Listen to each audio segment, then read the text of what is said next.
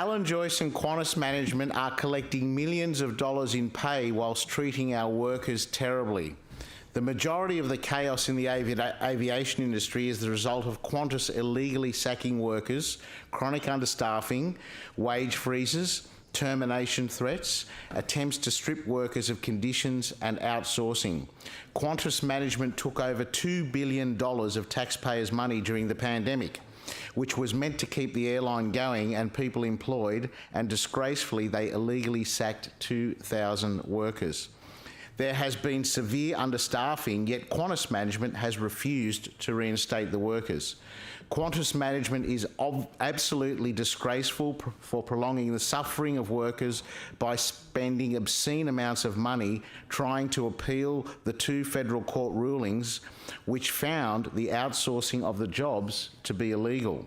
Qantas has forecast over $1.2 billion in underlying profit for the first half of 2023.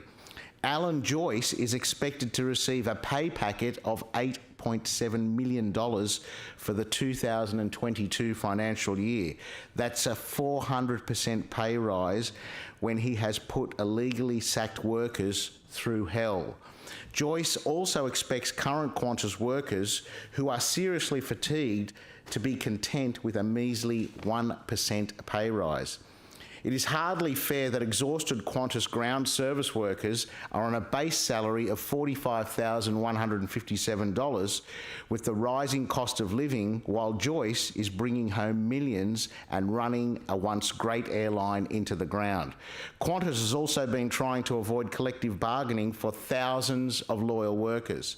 I have stood with the illegally sacked Qantas workers and the Transport Workers Union to call attention to the horrific toll that the actions of Qantas management has had on sacked workers. A survey of over 1,100 illegally sacked workers demonstrates the terrible impact of the decision-making from Qantas management.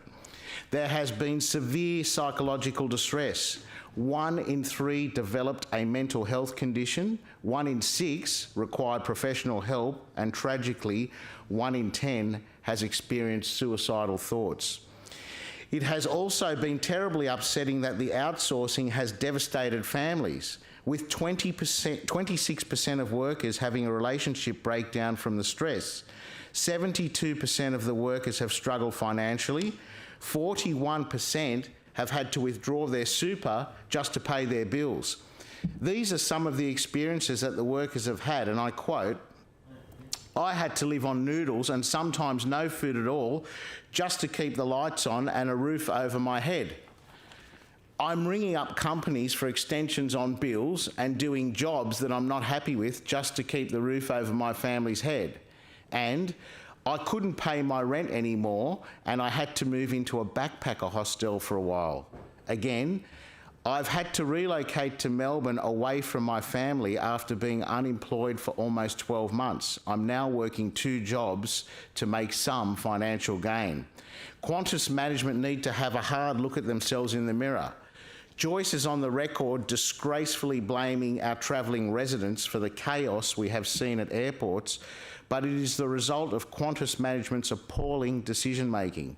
We have heard stories of horrendous safety issues, such as planes departing whilst the locking pins were still in the landing gear.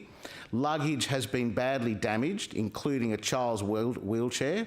Belt loaders have crashed into planes, resulting in holes, and pilots have been given the incorrect weight information.